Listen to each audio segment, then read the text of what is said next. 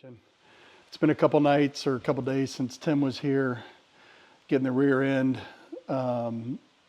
welded up with the brackets and all that, so it's time to mount it back up.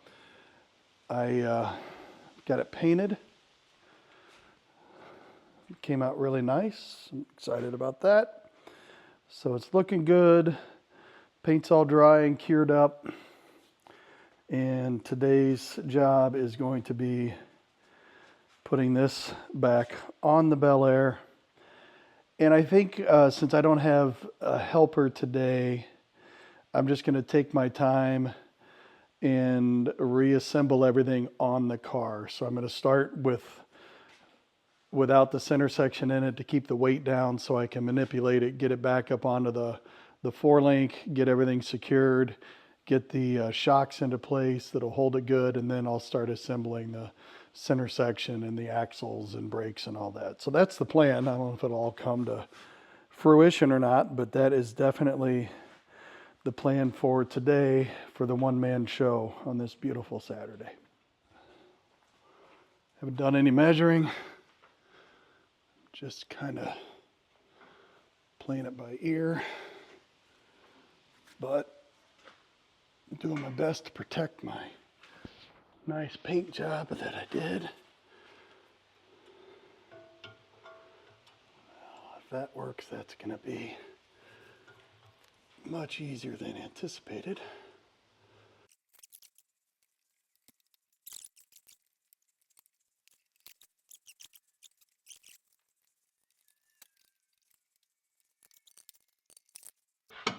There we go. Okay. Got a nut started on that.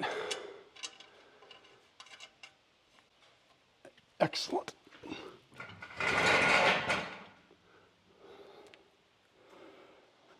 Now I can pivot this up, put this support underneath the center, and that'll give me enough wiggle room.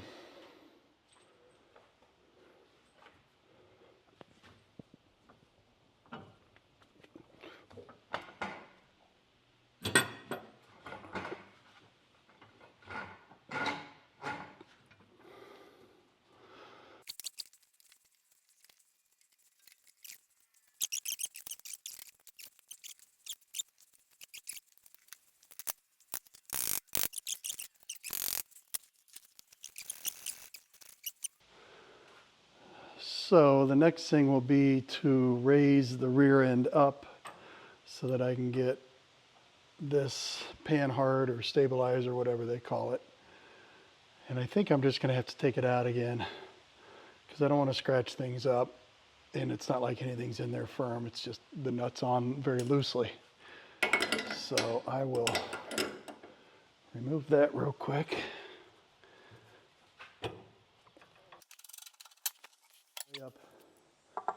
I want to get the shock mounts on because I think I'm going to use the shocks to hold it into place. They include these things here they call the shockwave mounts. You've got your mounting studs that just screw in. I'm keeping everything loose, I'm not tightening anything right now. And then the instructions say the lower 2 holes. I don't think there's as much science here for the shocks.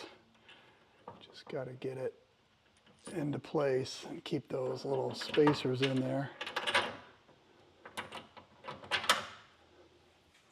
And she'll hang. Get a nut on. You just want to be sure when you're doing it that the adjustment knob on the shock right here is pointing outwards so that you have access to it. So I think I got it figured out how I can do this by myself. I've still got it on its stand there. And I put the shocks springs on, of course. And I've got the mounting plate. And the goal is I want to get this into that. And as you can see, I've already put on this spacer that goes on the inside. And I'm going to go back, try to get this to where it works. I'm going to go back and push up on the 4-link, which should raise both sides at one time, raise it up high enough that I can get the shock mount into the bottom of the shock and keep that spacer there. So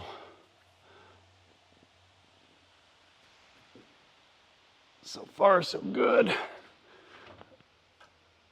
Hard part's going to be pushing it this last bit.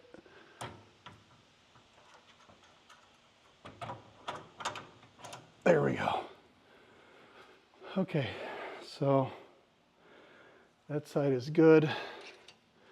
Gets that other spacer. I believe it gets this big washer. I don't know why. Maybe the small washer. Oh, you know what?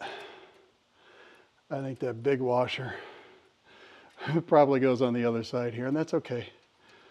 I'll get the other side secured and then go do that. But, you know, I hate it that they don't give instructions. Maybe it even goes on that shock mount. I don't know. Maybe I should read the directions better.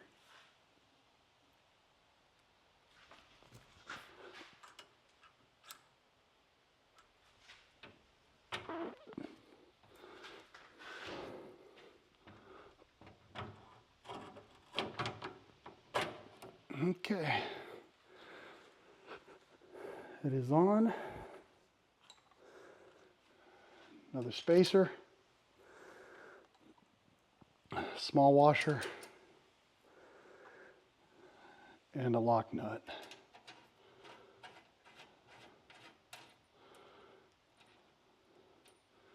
Leave it loose. I will leave it loose. We'll go to the other side. And that should be a lot easier because it's already really close to where it needs to be. So that'll be a quick one to do. All right, I need to add this big washer.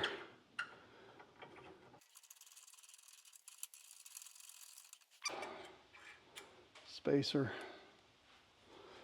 Should be, yeah, that's easy. First one's a harder one. Again, not impossible, but not terrible either. Spacer, little washer, lock nut.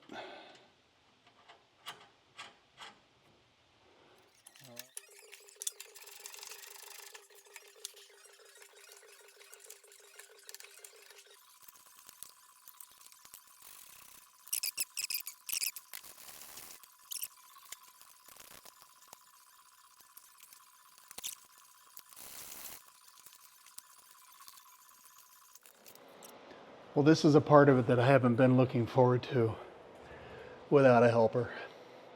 And it's putting the center section in. I have gone through and wiped with a towel, just a damp towel in here to make sure there's nothing in there. I've got the gasket, paper gasket on, and now it's a matter of lifting the center section up. There's a lot of different ways to do it. If I had somebody else, we'd have the lift at full height, and we would each take a part of it and go. Instead, I've got it, I don't know, 3 feet off the ground. I'm sitting in the little roller chair and I have the center section in a bucket in front of me. And I'm going to attempt to lift it up and get it into place. Theoretically, I should be able to do it, but you never know. It's awkward and it's heavy. So we'll just see, we'll see what happens here. So, and like an idiot, I have flip-flops on. So if anything happens, I'm gonna lose a toe. So all that being said, I'm gonna attempt to get this thing up there. And it is heavy, folks.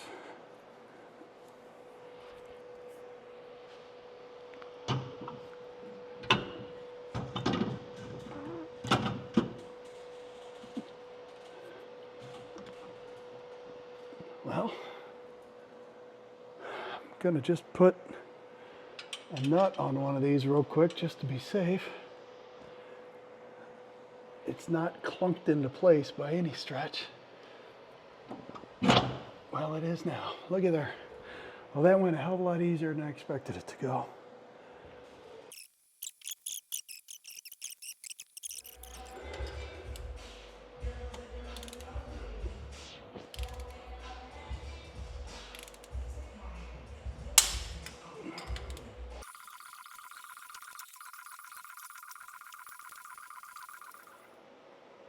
panhard bar time now. And I recall that it was tricky when we had the center section and the clearance is tight, but we made an adjustment to try to give it a little bit more pinion clearance. So you got to really be careful working it in to make sure you're not hitting stuff, but this is going in better than anticipated thus far. It's a really tight clearance right here with this nut. And need to get it lined up just right, obviously. Feel like I might be pretty close. There we go.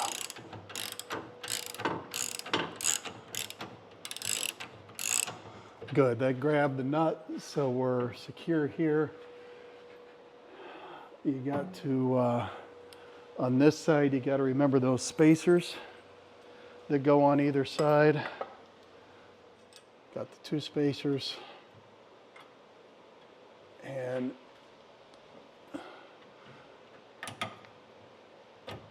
this is all measured out right, dimensionally.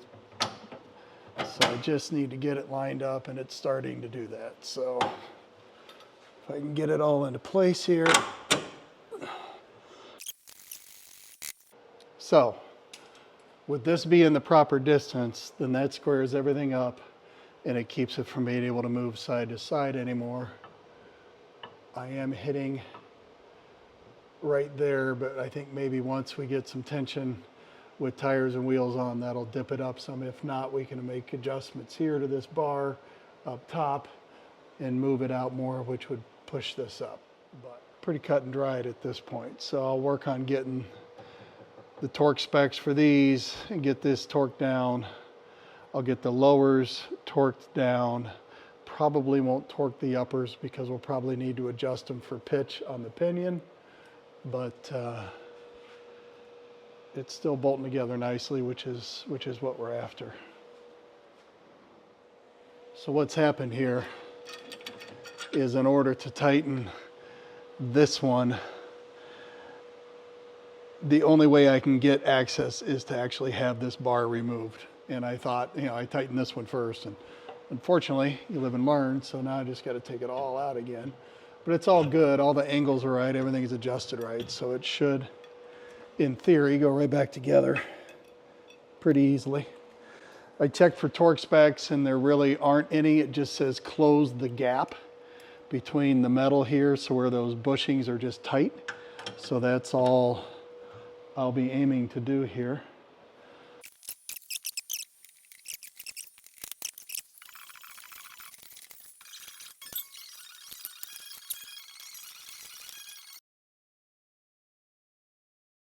Axles, I'm going to go ahead and put in the wheel mounting studs. They give you a couple with Curry. They give you a couple different sizes depending on what came off the car, so you can match them up.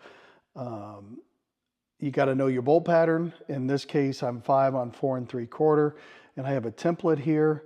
And if I can find on here where it says 4 3/4, which is this one, I put one stud through, then put this thing on, and you just kind of see where they line up. And there's going to be one here, one here, one here, and one here.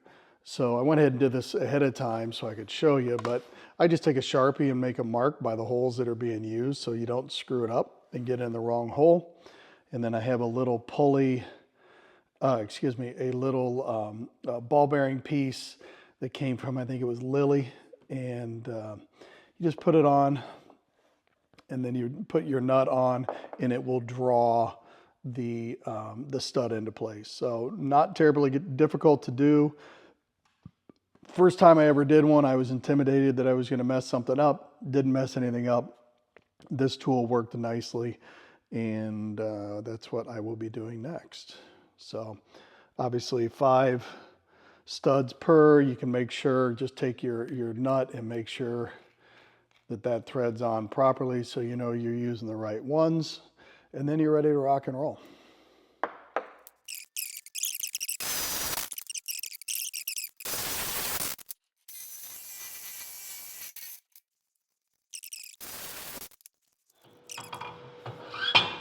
think we're going to be in a better place.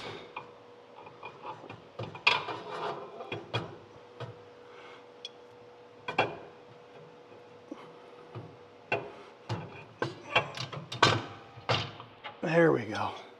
So this is that U-shaped plate. And go up in there. But you can now see, should be able to see, that plate is right there. All right, those are loose.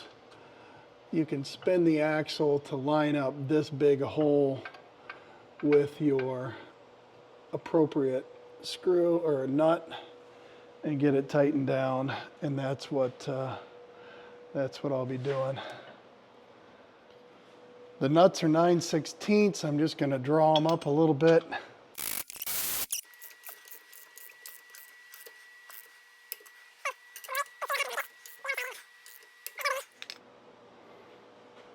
The retainer's all up in there, torqued down to the proper specs.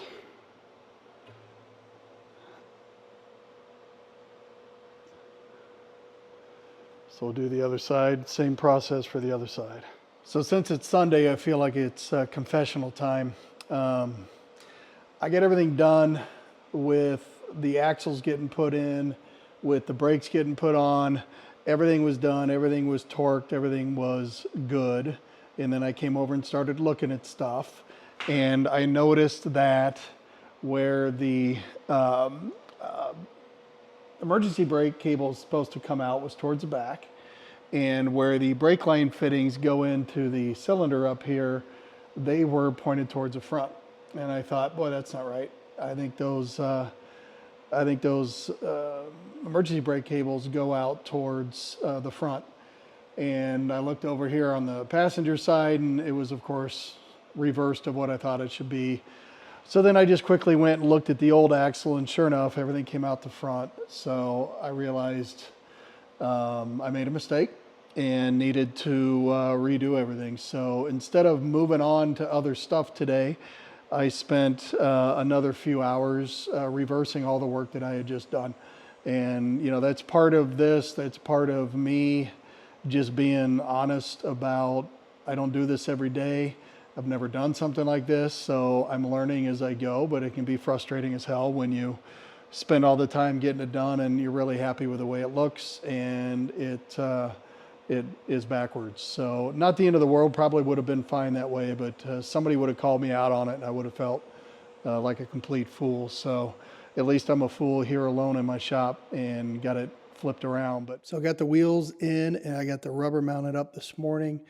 These are the fronts, quite a bit smaller than the old tires. You can see the difference there.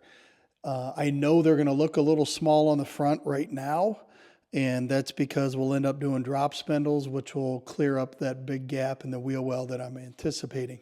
We should know here shortly. The rears look much closer to the original size, which is what we were going for. These are 255/50 17s, I believe, if I remember right.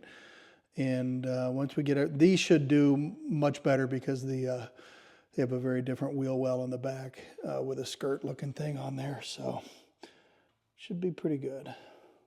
I think I'm going to start with the back because the backs are hard. Not hard, just harder than the fronts. You got to remove the shocks. Get up here, remove the shocks again, or at least just the bottom parts, to bring everything down enough to clear the skirt up there. So that will be the first task. I've done this a ton here in the last few days, trying to get the suspension dialed in and fitment for wheels figured out. So got it down to a system now, and it's not too bad to do.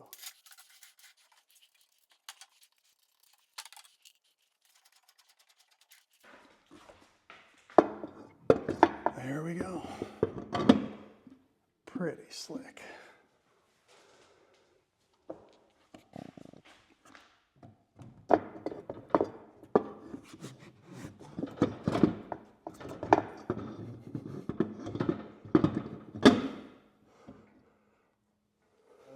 As I had thought, the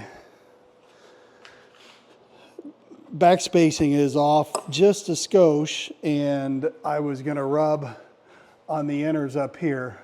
So I put some the 1-inch spacers that I have on here as a temporary, because I will now have to buy permanent 1-inch spacers and 1-inch longer nuts. Trial and error, trial and error, trial and error. That's all this project has been. But you get pretty efficient at taking things apart once you've done it 20 times. So here we have a look. This is that inner lip that I was hitting without the 1-inch spacer.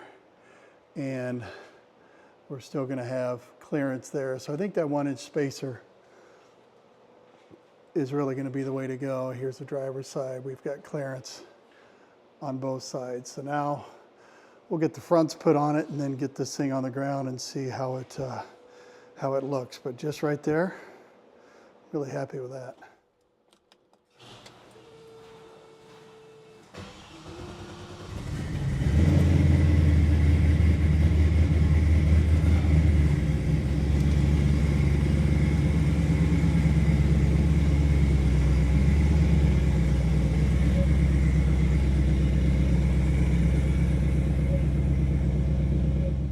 So here's our first glance. All in all, I'm very pleased with the sizing of everything. Again, I've got work to do. It looks good. I'm excited to see it with center caps on it. We may end up painting the wheels, we may not. That's easy to do later. But all in all, it looks like the fitment's really good. And actually, I'm pleased with the front. It's better than what I thought it would be. And I may not need to do the lowering springs. Or excuse me, the drop spindle. So we'll just have to see. But all in all, I think it looks pretty good.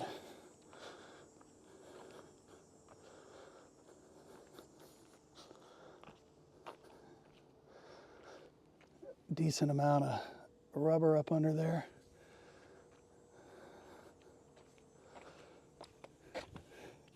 Got good clearance here. We know we've got good clearance on the inside of the wheel. So I think we're going to be good to go.